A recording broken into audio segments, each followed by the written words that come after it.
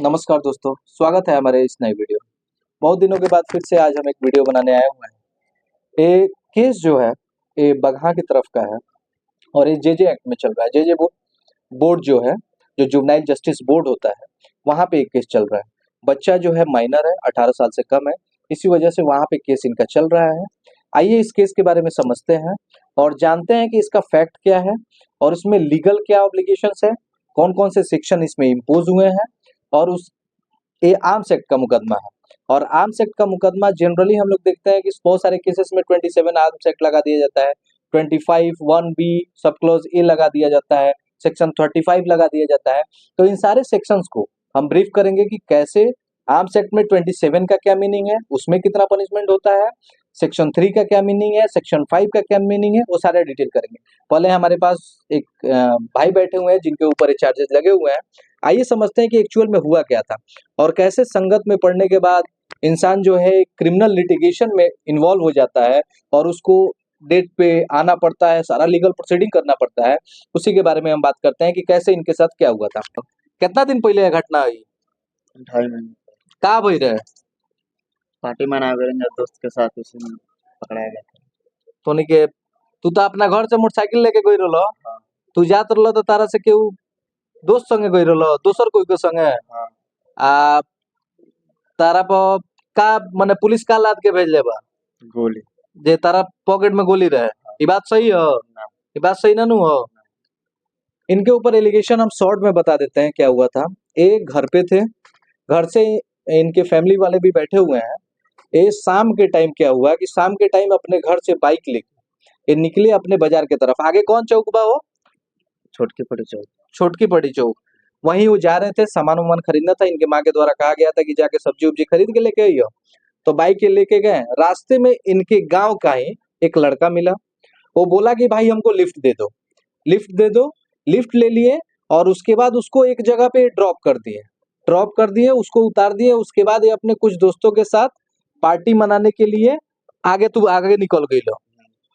बाद में क्या हुआ कि वहां से जब ये रिटर्न हो रहे थे तो पता चला जिस लड़के को ये ड्रॉप किए हैं, माने अपने बाइक पे बैठा के वहां पे छोड़े हैं, उसको पुलिस पकड़ लिया। ओकरे के नु पुलिस पकड़ लेला, ओकरे के पुलिस पकड़ ले बा।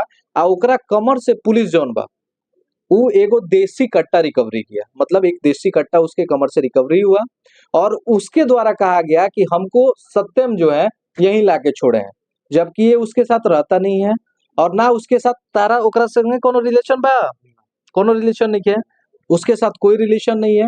केवल इसका एक ही गलती है कि ये अपने बाइक पे बैठा के और उसको सामने वाला वो बोला कि भाई आगे तक छोड़ दे हमरा, इतने वो छोड़ देले। एक वजह से इनका नाम एफआईआर में आ गया और वो अरेस्ट हो गया। अरेस्ट होने के बाद पुलिस, इनको तो जानकारी ही नहीं था, पुलिस इनके घर पे रेड कर दिया, पुलिस इनको उठा लिया। और उठाने के बाद क्योंकि इनका जुरिस्डिक्शन जो था, कौन थाना हो? पटखोली था। पटखौली थाना, बगहा में आवेला। तो पटखौली थाना इनका जुरिस्डिक्शन था। तो पुलिस जो है बगहा लेके गई। बगहा ले जाने के बाद इनका जो है एज देखा गया हो, वहां पे जो एज सीजीएम थे उनके द्वारा, जो थे लर्नेड एज सीजीएम थे, उनके द्वारा पाया गया कि नहीं भाई ये मेजर नहीं है, ये माइनर की कैटेगरी में आता है। तो इनका केस जो है वो जेजे बोर्ड में रन करेगा, जुवेनाइल एंड जस्टिस बोर्ड जो है वहां पे रन करेगा। और हमारे पश्चिम चंपारण में जुवेनाइल जस्टिस बोर्ड जो है वो बेतिया में शिफ्टेड है, बेतिया में उसका कोर्ट चलता है। तो हुआ क्या कि इनका केस वहां से यहाँ चला आया, इनका वहां पे। और जब जुवेनाइल में एक रूल है कि जुवेनाइल में कस्टडी आपको नहीं बोला जाता है, ओएच बोला जाता है। ओएच में आप रहते हैं, एक होम की तरह ही होता है। वहां पे सारे फैसिलिटीज आपको प्रोवाइड किए जाते हैं, वहां एजुकेशन मिलता है, क्लासेस चलता है। तो उसके बाद इनका वहां से इनको पकड़ा गया। इनका कस्टडी नहीं, हथकड़ी ना लगा रहे तारा, हथकड़ी ना लगा रहे। पुलिस वजह से तारा कहाँ लेके आए? बेतिया। एजा जब अल तो ये यहाँ पे आ गए। उसके बाद एक केस मेरे पास आया। फर्दर इनका बेल हो चुका है और बेल होने के बाद ये बाहर है। तो हमारा जो अभी इसमें कौन कौन से सेक्शन है वो आगे हम आपको बता देते हैं। और जुवेनाइल में बहुत सारे बच्चे जो है जुवेनाइल के केस में आ जाते हैं, तो उनको आगे कैसे प्रोसीडिंग करना होता है। तो जुवेनाइल का प्रोसीडिंग सबसे आसान प्रोसीडिंग होता है। आप केस में कोऑपरेट करेंगे तो कोर्ट के तरफ से हमेशा आपको रिलीफ प्रोवाइड किया जाएगा। तो जुवेनाइल के बच्चे जो भी हैं वो अपना केस वॉलंटरली पार्टिसिपेट करें और अपना केस जो है लड़के उसको जैसे भी होगा आपको रिलीफ उसमें प्रोवाइड किया जाएगा। आपको एक कोर्ट प्रिज्यूम करके चलता है कि वो एक सुधार गृह, रिहेबिलिटेशन सेंटर उसको बोला जाता है। वहां पे काउंसलिंग वगैरह किया जाता है, जब तू एजा बच्चा वाला जेल में गई रहल तो ओइजा तारा क्लास वाला चलत रहे, पढ़ाई होत रहे, केंगा के रूटीन रहे, सवेरे का मिले खाना में? सवेरे चाय नाश्ता मिल जाए हाँ और 12 बजे खाना वाना। ओइजा तो कोनो एथी रेस्ट्रिक्शन ना हुई, कोनो रोकथाम ना हुई, पढ़ाई लिखाई चलत हुई, खेल कूद के व्यवस्था सारा हुई, खाना पीना बढ़िया हुई, मेनू से काम चलत हुई। ओइजा तो कोनो के तरह के डिस्टर्ब ना करत रहे, कोनो डिस्टर्बेंस ना होत रहे। तो यही इनका सिंपल में केस है। आइए कुछ सेक्शन इसमें जो इम्पोज हुए हैं, इनके जो सहपाठी थे उनके ऊपर भी चार्जेस लगा है और आर्म्स एक्ट में एफआईआर लॉज हो गया। इसमें 2-3 लोग थे और ये लोग बा एक जो मेन था वही तुम्हारा नाम रख दिया कि इसके पास, जबकि पुलिस इनके ऊपर जो एफआईआर में मेंशन की हुई है, पुलिस का कहना है कि भाई इनके पास से हम लाइव कार्ट्रिज जो होता है, जो गोली होता है, वो हम रिकवरी किए। जबकि इनका कहना है कि नहीं भाई, ट्राउजर में हम कुछ नहीं रखे थे, हम घर पे थे, पुलिस घर से लेके गई, घर से ना लेके गई। हाँ ठीक है, तो इनके पास कुछ नहीं था। तो यही इनका सिंपल सा फैक्ट है, सिंपल सा केस है। इसमें आप लोगों की जानकारी के लिए बता दें कि क्या क्या चीज है। सबसे पहला तो इनका जैसे कहना है कि किसी को भी आप लिफ्ट दे रहे हैं तो ऐसे लोगों को लिफ्ट ना दे जिससे आपको परेशानी हो जाए, उसके बारे में जांचिए पड़तालिए कि भाई ये काम करने क्या जा रहा है। उसकी वजह से आज इनको मुकदमा झेलना पड़ रहा है, इनका परिवार सारा बैठा हुआ है, सबको क्रिमिनल लिटिगेशन में आके इन्वॉल्व रहना पड़ रहा है। और जेजे एक्ट में सबसे बड़ा समस्या है कि गार्जियन जो है वही प्लीडर होता है, इसमें बच्चे पे कोई स्पेसिफिक एलिगेशन नहीं होता है, गार्जियन लाइबल होता है सारा केस उसका रन करने के लिए, गार्जियन रिस्पॉन्सिबल होता है सारा प्रोसीडिंग कंडक्ट कराने के लिए। यही इनका सिंपल सा केस है और इसमें आगे प्रोसीडिंग होगी। बाकी अभी सीएस हुआ नहीं है, चार्जशीट वगैरह हुआ नहीं है।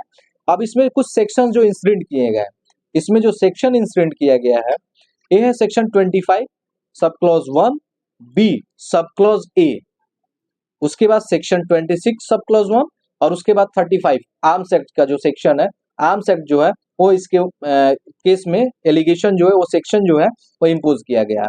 और सबसे पहले हम जान लेते हैं कि सेक्शन 25 जो है आर्म्स एक्ट वगैरह जो है वो क्या कहता है। सेक्शन 25 जो होता है वो पनिशमेंट फॉर सर्टेन ऑफेंसेस जो आर्म्स एक्ट के होते हैं उनके लिए है। उसमें बहुत सारे क्लॉजेज है, उसमें जिस कैटेगरी का आप क्राइम करेंगे वो क्लॉज देख के पुलिस जो है वो आपके ऊपर इम्पोज करती है। उसमें पनिशमेंट स्पेशली सर्टेन ऑफेंस के लिए दिया गया है। इसमें जो सेक्शन लगा हुआ है सेक्शन 5 सब क्लॉज 1 सब क्लॉज बी ए जो लगा हुआ है उसका मीनिंग क्या होता है। अगर कोई आदमी, उसमें स्पेसिफिकली क्या दिया हुआ है, अगर कोई आदमी अपने पोजीशन में या अपने घर में रखा हो, चाहे कैरी किया हो, चाहे अपने पास रखा हो, वैसे केसेस में अगर उसके पास से कोई चीज रिकवरी होता है तो इस सेक्शन में उसको पनिशमेंट दिया जाएगा।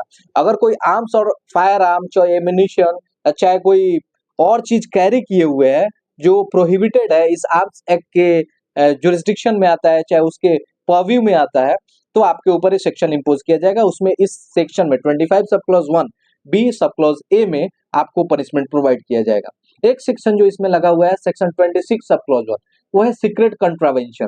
सीक्रेट कंट्रावेंशन मेनली क्या होता है कि अगर आप ये जानते हैं, इंटेंशनली ये जानते हैं कि कोई चीज जो है हमको सरकारी ऑफिसर से छिपाना है, चाहे कोई पब्लिक सर्वेंट है, चाहे कोई रेलवे मजिस्ट्रेट है, चाहे कोई कोई गवर्नमेंट बॉडी है, उससे हमको कोई चीज छिपा के रखना है, मतलब आपको पता है कि ये काम हम गलत कर रहे हैं और सीक्रेटली आप अपने पास रख रहे हैं, वैसे केसेस में वो भी एक क्राइम की कैटेगरी में आता है और क्राइम का डेफिनेशन जो है फुलफिल होता है। जनरली लेमैन की हिसाब से हम बता रहे हैं कि क्राइम होने के लिए दो चीजों का होना बड़ा इंपॉर्टेंट होता है क्राइम का डेफिनेशन फुलफिल होने के लिए। सबसे फर्स्ट होता है मेंसरिया और दूसरा होता है एक्टस रीज।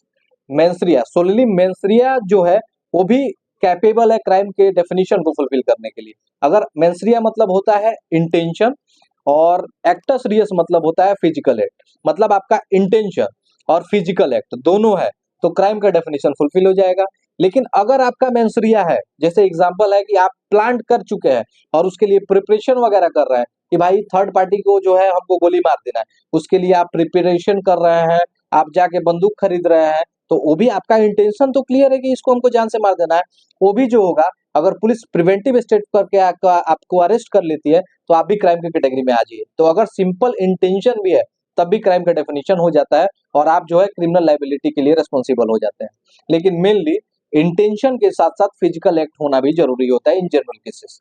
स्पेशल केसेस में intention is solely sufficient for any criminal offence. ये हो गया। उसके बाद यही सीक्रेट कंट्रावेंशन इसमें जो है इसमें कहा जाता है कि सीक्रेटली आपको पता है कि पब्लिक ऑफिसर से हमको छिपा के रखना है और आपने एक क्राइम किया है, इसी वजह से एक सेक्शन इनके ऊपर इम्पोज किया गया है। इस सेक्शन में जो है पनिशमेंट जो है, मिनिमम आपका पनिशमेंट जो होगा वो 6 मंथ होगा और मैक्सिमम पनिशमेंट जो होगा वो अप टू 7 ईयर होगा। जिस इनिशिएटिव का, जिस प्रोपोर्शन का आपका क्राइम होगा उसके अकॉर्डिंग कोर्ट जो है सारे सर्कमस्टांसेस, फैक्ट्स को देखते हुए, मैनर ऑफ ऑकरेंस को देखते हुए, इसका कंसिक्वेंस देखते हुए आपके ऊपर पनिशमेंट जो है इम्पोज करेगा। सेकंड जो थर्ड सेक्शन इसमें इम्पोज, सेकंड का बता दिया है, थर्ड सेक्शन जो इसमें इम्पोज हुआ है वो है सेक्शन 26 सब क्लॉज 1। 26 सब क्लॉज 1 अभी सीक्रेट कंट्रावेंशन ऑफ बताया। सेक्शन 35 सेक्शन इसमें इम्पोज हुआ है। सेक्शन 35 जो है criminal responsibility of person in occupation of premises in certain cases. अगर आपके ऊपर कोई प्रीमाइसेस में गन्स वगैरह मिल जाते हैं, चाहे कार्ट्रिज वगैरह मिल जाते हैं, तो एक सेक्शन आपके ऊपर इम्पोज किया जाएगा। ये हो गया इनके ऊपर जो सेक्शंस लगे हुए हैं। इसमें कंट्रावेंशन ऑफ सेक्शन 3 और सेक्शन 5 का जिक्र भी बहुत सारे केसेस में करता है। इसमें जैसे एक दिया हुआ है सेक्शन 25 सब क्लॉज 1 जो दिया हुआ है 1B और सब क्लॉज ए में, इसमें दिया हुआ है इन कंट्रावेंशन ऑफ सेक्शन 3। तो सेक्शन 3 क्या करता है?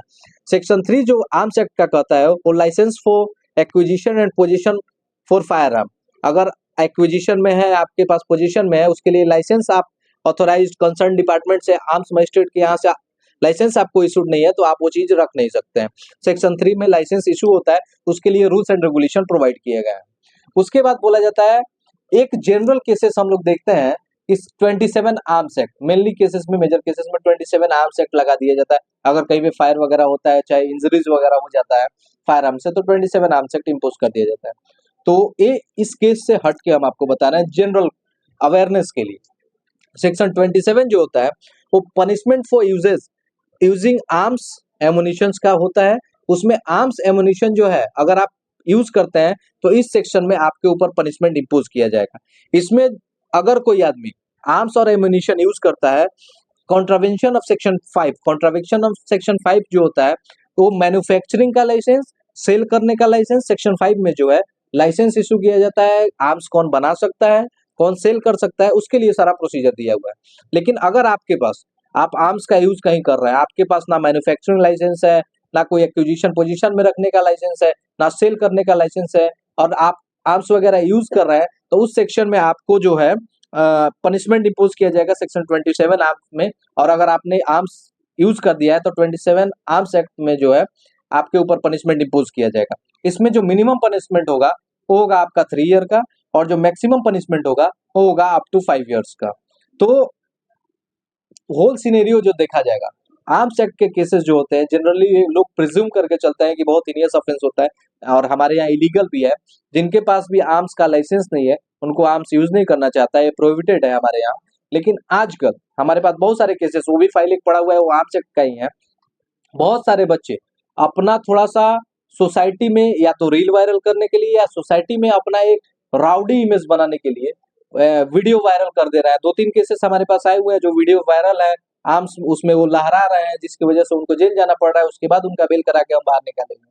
तो ऐसे केसेस से बचे, और बच्चे जो है उत्साहित होने से बचे, और किससे दोस्ती करना है ये पहचाने कि हमको आगे चल के दोस्ती किसके साथ रहना है, कौन अच्छा लड़का है उसके साथ दोस्ती रखे, खराब लड़कों के साथ दोस्ती ना रखे। यही कहते हुए अपने वीडियो को क्लोज करते हैं, और आगे भी ऐसे ही लीगल अपडेट आपको करते रहेंगे। धन्यवाद।